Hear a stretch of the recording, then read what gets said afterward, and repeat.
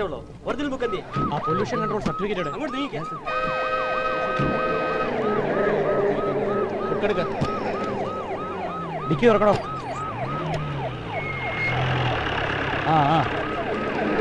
Sir, അവൻ ഇന്ന് കോടതിയിൽ കൃത്യസമയത്ത് എത്തരുത്. ഓക്കെ?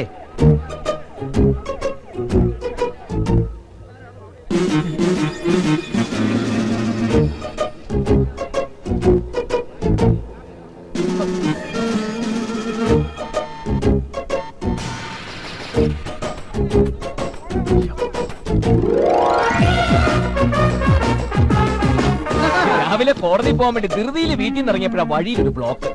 ഞാൻ വിചാരിച്ചു വല്ല ആക്സിഡന്റ് ആയിരിക്കും. അപ്പോഴാണ് ആരോ പറഞ്ഞത് പോലീസ് ചെക്കിംഗ് ആണെന്ന്. നോക്കിയപ്പോ സാറ്. പിന്നെ ഞാൻ വിചാരിച്ചു മാസം അവസാനം ആവുമ്പോഴാണല്ലോ സാറിനൊക്കെ പരിപാടി. ഡ്രൈവിംഗ് ലൈസൻസ്, വാഹന നികുതി അടച്ച രസീത്, ഇൻഷുറൻസ് പേപ്പർ, എവരിതിങ് ഓക്കെ. എത്രയും പെട്ടെന്ന് നോക്കി ഒഴിവാക്കി തന്ന വലിയ ഉപകാരം. 11 മണിക്ക് കോടതിയിൽ എത്താനുള്ള ലൈസൻസ് എടുക്കടാ. ഓ ലൈസൻസ് എടുക്കടാ. അതല്ലേ ഇപ്പൊ തന്നത്? എപ്പോ തന്നു? എന്തോ? ഓ അങ്ങനെ. ഓ ഇങ്ങനെയാ സാറേ, ഇത് വക്കാലത്ത് നാരായണൻകുട്ടിയാ. അയാളോട് നിയമം പറഞ്ഞാലേ സാറിന് ഉത്തരം മുട്ടിപ്പോവും. ഇവൻ നിയമം പറഞ്ഞോണ്ടിരുന്നോട്ടാ. അതിന് ആക്ഷൻ എടുക്കാനുള്ള അധികാരം ഇരിക്ക. ഇവനെ ജീപ്പിലേക്ക് എടുക്കടാ, ഇവന്റെ സ്കൂട്ടർ സ്റ്റേഷനിലേക്ക് എടുക്കടാ. സർക്കിൾ ഇൻസ്പെക്ടർ ചന്ദ്രൻ സാർ, ഒരു നാരായണൻകുട്ടിയുടെ വഴിമുടക്കുന്നതിന് എന്തിനാണ് ഇത്രയും പാവങ്ങൾ ഇട്ട് വട്ടം ചുറ്റിക്കുന്നത്? ഒരു പൊതുജന സേവകനായ സാറിപ്പോ ഫലത്തിൽ ഒരു പൊതുജന ശത്രുവായിട്ട് മാറിക്കൊണ്ടിരിക്കുക. പിന്നെ ഈ ജനങ്ങൾ എന്നോടൊപ്പം ഉള്ള കാലം വരെ എനിക്ക് വക്കാലത്ത് നാരായണൻകുട്ടിനെ വെറുതെ വിട്ടില്ലെങ്കിൽ എന്ത് ചെയ്യുന്നു?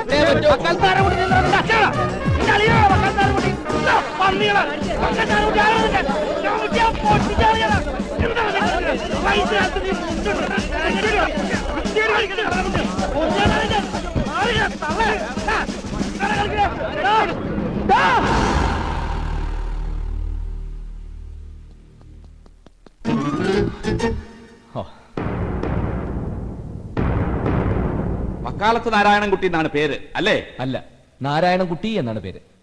വിദ്യുച്ഛക്തി വകുപ്പ് മന്ത്രി ശശിധരക്കുറുപ്പ് മകൾ കാർത്തികയെ പ്രായപൂർത്തിയാകുന്നതിന് മുമ്പ് വിവാഹം കഴിച്ചു കൊടുത്തു എന്നാണല്ലോ നിങ്ങളുടെ ആരോപണം. അത് മാത്രമല്ല, ഞാൻ മന്ത്രിക്കെതിരെ കേസ് ഫയൽ ചെയ്തപ്പോൾ പ്രായപൂർത്തിയാകാത്ത മകളുടെ സ്കൂൾ സർട്ടിഫിക്കറ്റിലെ ജനനത്തീയതി തിരുത്തി ബഹുമാനപ്പെട്ട കോടതി മുമ്പാകെ ഹാജരാക്കി കള്ളത്തെളിവ് നൽകിയ വകയിൽ ഇന്ത്യൻ ശിക്ഷാ നിയമം വകുപ്പ് 191 പ്രകാരമുള്ള കുറ്റവും ചെയ്തിരിക്കുന്നു. ശൈശവ വിവാഹ നിരോധന നിയമം ലംഘിച്ചു എന്ന് വ്യക്തമായിട്ട് അറിയാവുന്ന ആളാണ് മന്ത്രി. പരമാവധി ശിക്ഷ 3 മാസം വെറും തടവും പിഴയും. പക്ഷേ കോടതി ശിക്ഷിക്കുമെന്ന് ഉറപ്പുള്ളത് കൊണ്ട് ശിക്ഷയിൽ നിന്നും രക്ഷപ്പെടുന്നതിന് വേണ്ടി കളവായ വിവരങ്ങൾ കോടതിക്ക് നൽകി എന്നുള്ളത് മറ്റൊരു കുറ്റം. IPC സെക്ഷൻ 201 പ്രകാരം കോടതിക്ക് പരമാവധി 7 വർഷം വരെ ശിക്ഷിക്കാം. ഇനിയിപ്പോ തിരുത്തിയ സർട്ടിഫിക്കറ്റ് ശരിയാണെന്ന് തന്നെ ഇരിക്കട്ടെ. മകൾ കാർത്തികയ്ക്ക് 18 വയസ്സായെങ്കിൽ മന്ത്രി ശശിധരക്കുറുപ്പിന്റെ ഭാര്യ മല്ലിക വിവാഹത്തിന് മുമ്പ് ഗർഭിണിയായിരുന്നു എന്ന് സമ്മതിക്കേണ്ടി വരും.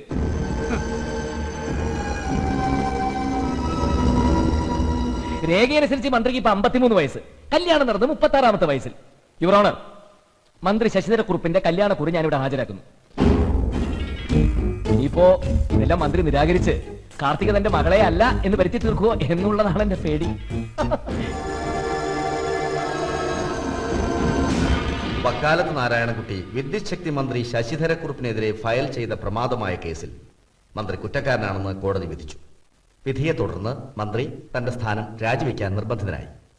നിയമം ഒരായുധമാക്കി മനുഷ്യാവകാശ ലംഘനത്തിനെതിരെ വളരെ പ്രാക്ടിക്കലായി കോടതി വഴി പടപൊരുതുന്ന അദ്ദേഹത്തെ നമുക്കിന്ന് കന്നഡയിലൂടെ പരിചയപ്പെടാം.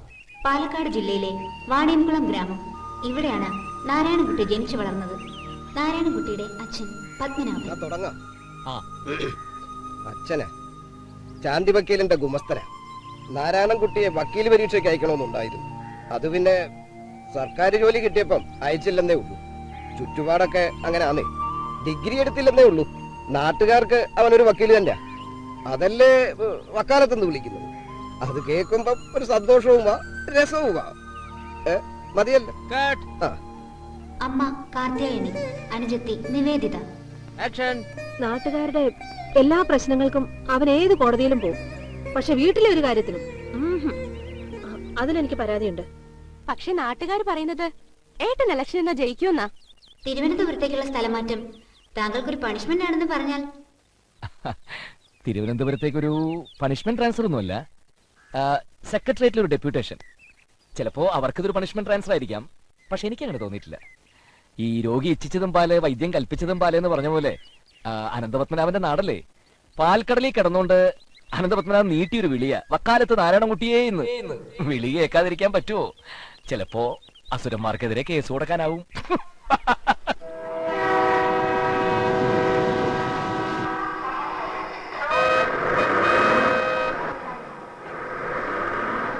ഞാൻ അഡ്വക്കേറ്റ് മാത്യു. ഇങ്ങോട്ട് പെട്ടെന്ന് എത്താൻ ഒരു ഫോൺ കോൾ കിട്ടിയിട്ട് വന്നതാ. എസ് ഐ അദ്ദേഹം ഇപ്പൊ വരും. സാർ അകത്തോട്ടിരിക്കണം. എസ് ഐയോ? വേണ്ട, ഞാനിവിടെ നിന്നോളാം. അകത്തോട്ടിരിക്കണം സാർ. എന്നെ എന്തിനാ വിളിപ്പിച്ചത്? എനിക്ക് പെട്ടെന്ന് പോണം. വരണം സാർ.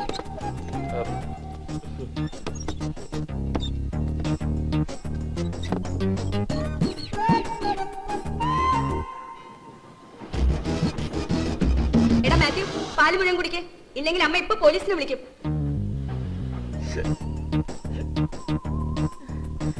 വായിന്ന് വെല്ലെടുക്കടാ.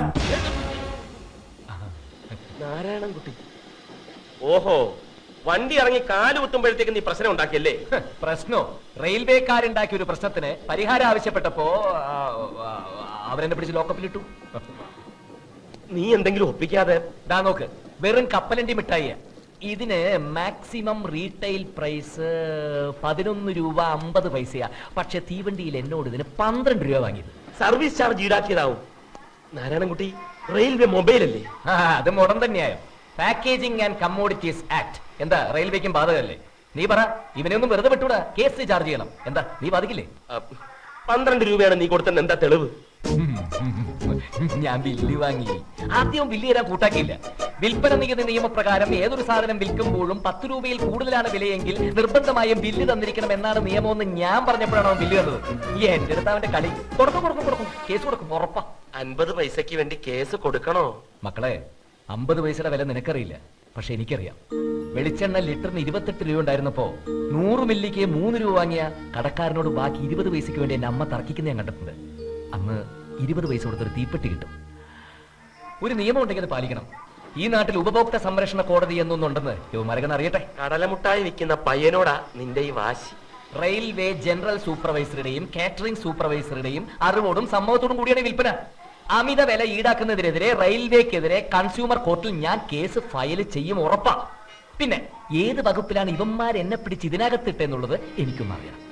വകുപ്പ് ക്രിമിനൽ നടപടി നിയമത്തിൽ 57-ാം വകുപ്പ് പ്രകാരം കുറ്റം ചെയ്ത ആളെ 24 മണിക്കൂർ വരെ കസ്റ്റഡിയിൽ വെക്കാം. വക്കാലത്ത് നാരായണൻകുട്ടിക്ക് അത് അറിയില്ലെന്നുണ്ടോ? ഇരിക്കൂ. മാത്യു ഇരിക്ക്. നീ ആ ജാമ്യത്തിലുള്ള അപേക്ഷ കൊടുക്ക. മാത്യു നേരുപറമ്പിൽ, എന്റെ അഡ്വക്കേറ്റ്. ആ ചാർജ് ഷീറ്റ്. വക്കാലത്ത് നാരായണൻകുട്ടിക്ക് ജാമ്യത്തിന്റെ ആവശ്യമില്ല. കസ്റ്റഡിയിൽ എടുക്കുന്ന സമയത്ത് ഞാൻ ഉണ്ടായിരുന്നെങ്കിൽ ഇങ്ങനൊരു സീനും ഉണ്ടാകുമായിരുന്നില്ല. സോറി. മനസ്സിലായില്ല. നിങ്ങൾക്ക് എന്നെ അറിയില്ലെങ്കിലും എനിക്കറിയാം. ഓർമ്മയുണ്ടോ, പണ്ട് ഒറ്റപ്പാലം റെയിൽവേ ക്വാർട്ടേഴ്സിൽ താമസിച്ച ഒരു ദാക്ഷായണിയമ്മയെ? ദാക്ഷായണിയമ്മ ടീച്ചർ ഒറ്റപ്പാലം മുനിസിപ്പാലിറ്റിയിലെ ഓടയില് പൊട്ടിയ സ്ലാബിൽ കുടുങ്ങി കാലൊക്കെ നഷ്ടപ്പെട്ട?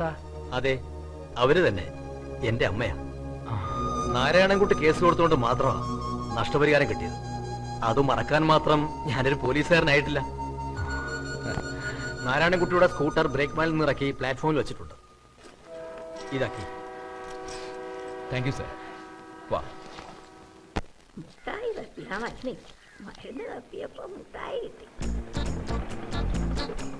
അമ്മച്ചി, ഇതാ അമ്മച്ചി ഞാൻ പറഞ്ഞ നാരായണൻകുട്ടി. പിന്നെ ഞാനങ്ങോട്ട് അനിയത്തിയുടെ പരീക്ഷ കഴിഞ്ഞാൽ പിന്നെ ഒരു TC വാങ്ങി. അയാൾ തന്നെയാണോ ഇയാൾ? അതോ ഇയാളെ പോലെയാണോ അയാൾ? എന്തോ ഇയാളെ ഞാൻ ടിവിയിലും പത്രത്തിലും ഒക്കെ വക്കാലത്ത് നാരായണൻകുട്ടി. വേണ്ട വക്കീലേ, വേണ്ട. ഇയാൾ ഇവിടെ താമസിക്കണ്ട.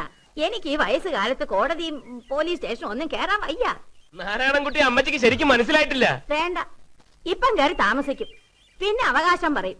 ഒഴിഞ്ഞു പോണ പ്രശ്നം ഈ ജന്മത്തുണ്ടാവില്ല. ഇയാൾക്ക് വേണ്ടി നിങ്ങൾ ഫ്രീ ആയിട്ട് വാദിക്കും. എനിക്ക് വക്കീലിനെ വയ്ക്കാൻ സാമ്പത്തികമില്ല, സഹായിക്കാനും ആരുമില്ല. രാവിലെ ഭയങ്കര ചൂടിലാണല്ലോ. ഈ കേസ് ഞാൻ ഹാൻഡിൽ ചെയ്യാം.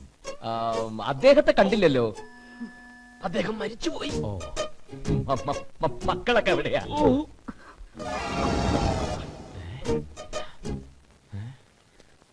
നല്ല ഹാൻഡിലിംഗ്. Thank you. നീ ചളമാക്കിയില്ലേ? നീ എന്തിനാ മക്കളെ കുറിച്ച് ചോദിച്ചത്? എന്തേ മക്കളില്ലേ? ഉണ്ട്, 5 എണ്ണം. പക്ഷെ ഒരെണ്ണം തിരിഞ്ഞു നോക്കത്തില്ല. അതെന്താ അങ്ങനെ? നന്ദി കേട്. ആരാന്റെ അമ്മയ്ക്ക് ഭ്രാന്ത് പിടിച്ചാ കാണാൻ രസമാ. എന്നാ സ്വന്തം അമ്മയ്ക്ക് ഭ്രാന്ത് പിടിക്കണമെന്ന് വഴിപാട് തരുന്ന മക്കളായാല് വളർത്തി വലുതാക്കിയതിന്റെ കൂലി. നന്ദിയില്ലാത്തവര്. വക്കാലത്ത് നാരായണൻ പറ, വക്കീല് പറ, നന്ദികേടിനെ പോലെ ഹീനമായ കുറ്റത്തിന് ശിക്ഷിക്കാൻ വകുപ്പുണ്ടോ? ഉണ്ടോ? നിയമത്തിൽ അങ്ങനെ ഒരു വകുപ്പ് ഇല്ല.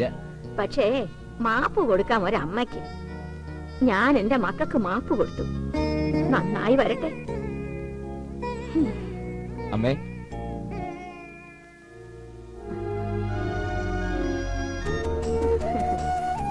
വലതുകാലം വെച്ച് കേറ് വക്കാലത്തെ. കേറ്, പക്ഷെ നന്ദികേട് കാണിക്കരുത്. ബഹുമാനപ്പെട്ട കോടതി മുമ്പാകെ എനിക്ക് ബോധിപ്പിക്കാനുള്ളത് എന്താണെന്ന് വെച്ചാൽ, such a personal intervention of the chief minister cannot be treated as an indication of the corrupt motive. That's all, Your Honor.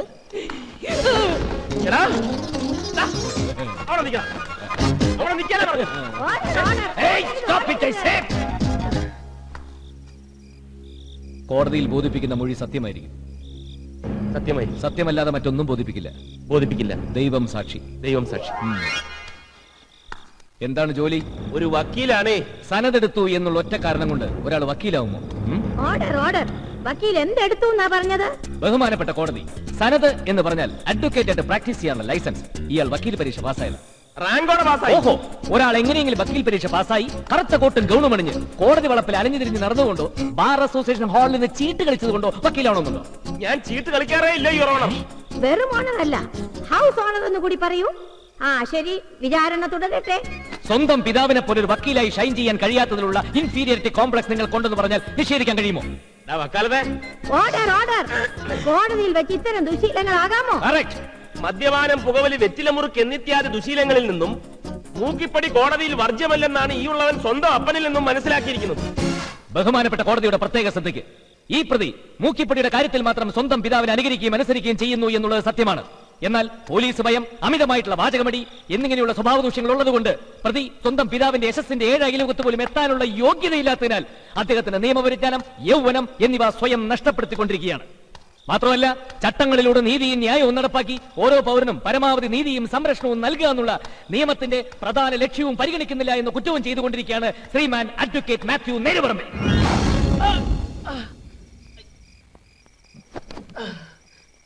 പൊള്ളിയോ?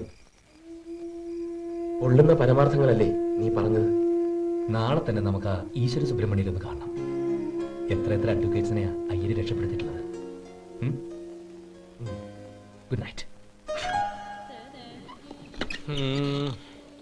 For the reasons stated in para 8 of the judgment, found inter alia that there was total negligence on the part of the police department. Baki Nawab Rajyathinte writ petition the same matter.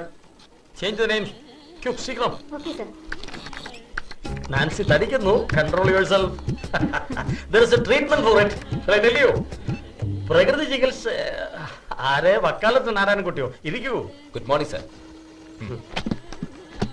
By ഇതാരാണ്? മനസ്സിലായില്ലല്ലോ. ഞങ്ങളുടെ സ്കൂൾമേറ്റ്സ്.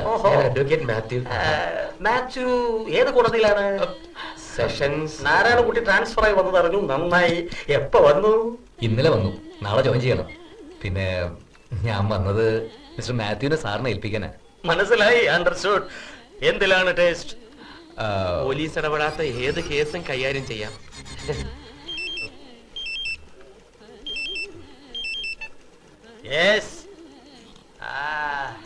സ്വകാര്യ കക്ഷികളുടെ case എടുക്കാൻ advocate ജനറലിന് അർഹതയില്ലല്ലോ. Part 3 rules നോക്കുക. Okay, പറഞ്ഞാലറിയും. Advocate MM ചാണ്ടിയുടെ മകനാ. Criminal lawyer. അങ്ങേർക്ക് മകനുണ്ടോ? ശരി, നാരായണകുട്ടി പറഞ്ഞതല്ലേ, നിരസിക്കാൻ പറ്റുമോ?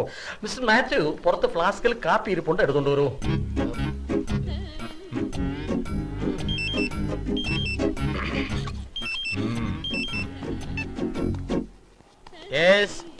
അത് ഇൻകം ടാക്സ് ട്രിബ്യൂണലിന്റെ ഒരു വിധി നമുക്ക് ഫേവറബിൾ ആണ്. അയ്യനെന്താ ഇങ്ങനെ? യൂണിയനുള്ള ട്രെയിനിങ് ആണോ ഞാൻ തരുന്നത്? ഞാനൊരു അഡ്വക്കേറ്റ് അല്ലേ നാരായണൻകുട്ടി? നീ അഡ്വക്കേറ്റ് ആയതുകൊണ്ട് തന്നെ IRD കോംപ്ലക്സ്. എടാ, ഇന്ത്യൻ കോൺസ്റ്റിറ്റ്യൂഷൻ മുതൽ അഡ്വക്കേറ്റ്സ് ആക്ട് വരെ അരച്ച് കലക്കി കുടിച്ച ആളാണെങ്കിലും ഗുമസ്തനല്ലേ. ബേസിക്കലി ഡിഗ്രിക്കാരോട് ഡിഗ്രി ഇല്ലാത്തവർക്ക് ഒരുതരം ഇൻഫീരിയോറിറ്റി കോംപ്ലക്സ് ഉണ്ടാവില്ലേ? അത് തന്നെ. അതിന് ഞാൻ നിന്ന് കൊടുക്കണമല്ലേ? വേണം. അഡ്ജസ്റ്റ് ചെയ്തേ പറ്റൂ. നിനക്ക് വെട്ടിപ്പിടിക്കാനുള്ളത് വലിയ വലിയ സാമ്രാജ്യങ്ങളാ. നഷ്ടപ്പെടാനോ കുറച്ച് ഫോൾസ് പ്രസ്റ്റീജ്. പിന്നെ ഗുമസ്തൻ. ഞാനൊരു ഗുമസ്തന്റെ മോൻ തന്നെയല്ലടാ. കമോൺ.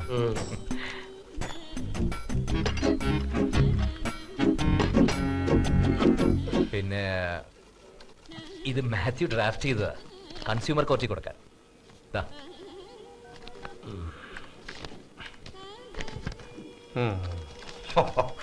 റെയിൽവേയുടെ സർവീസ് ചാർജ് വണ്ടി ഇറങ്ങിയപ്പോ തന്നെ ഒരെണ്ണം ഒപ്പിച്ചെടുത്തു. വെറുതെ അല്ല തന്നെ വക്കാലത്ത് നാരായണൻകുട്ടി എന്ന് വിളിക്കുന്നത്. Miss Mathew, pour it in 3 cups. 3 കപ്പിലായിട്ട് കുടിക്കടാ. Don't pour it like that. Look here. Pour it.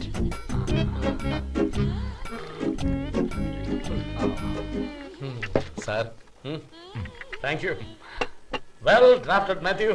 Notwithstanding anything stated above, in the facts and circumstances of the case, provided that hence for the ground stated in the petition, എന്നൊക്കെ ഇടയ്ക്ക് തിരി ഇയാൾ English ആണെന്ന് കരുതുന്ന വക്കീലന്മാരും ഉണ്ട്. പക്ഷെ മാത്യുവിന്റെ drafting അങ്ങനല്ല. Thank you sir. ഞാനും നാരായണൻകുട്ടിയും വിചാരിച്ചാൽ മാത്യുവിനെ സുപ്രീം കോടതിയിൽ എത്തിക്കാം. Thank you sir.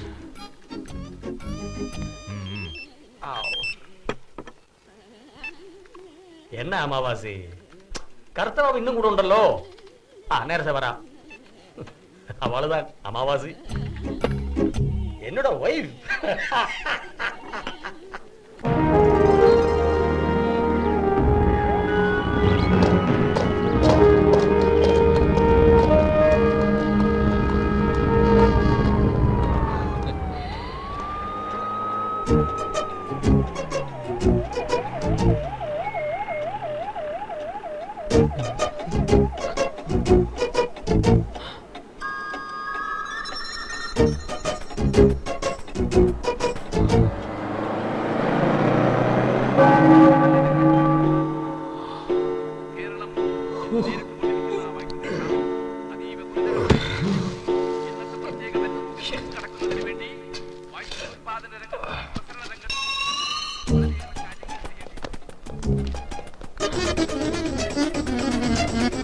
Good morning, sir. Morning.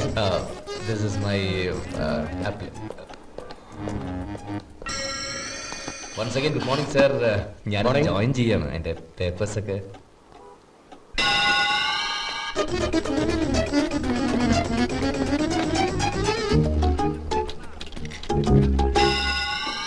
നമസ്കാരം. നമസ്കാരം.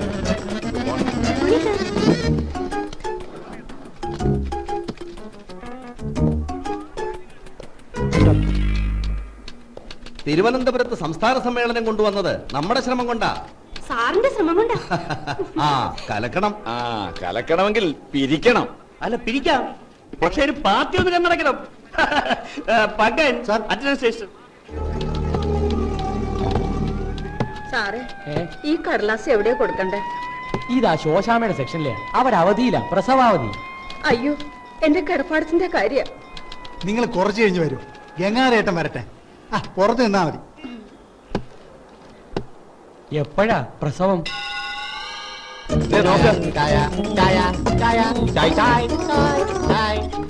സാർ, ചായ ഇപ്പൊ കൊണ്ടുവരാം. ഓ സാറന്മാരെ, വക്കാലത്ത് നാരായണൻകുട്ടി സാറ് ചാർജ് എടുക്കുന്ന ദിവസമല്ലേ? നല്ല ഉഗ്ര മുളക് വെച്ച് പറയട്ടോ. വക്കാലത്തിന്റെ പേരിലെ മുളക് വെച്ചാകുമ്പോ എരിവുശാല കൂടും.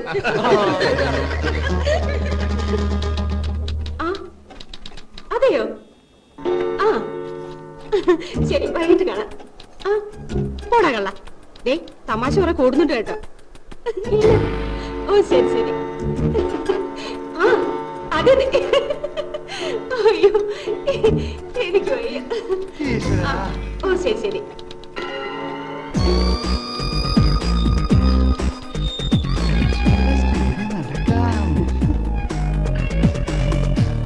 കറക്റ്റ് 12:15, 12:15.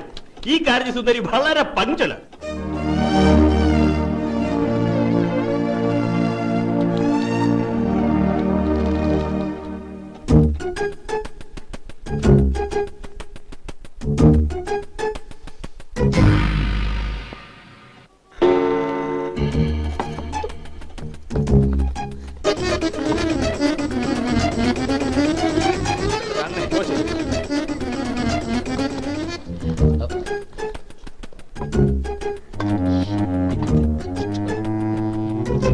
സാറ് ഊണ് കഴിക്കില്ലേ? 1 മണിക്കല്ലേ ലഞ്ച് ബ്രേക്ക്? യെസ്, വിളിച്ചോ?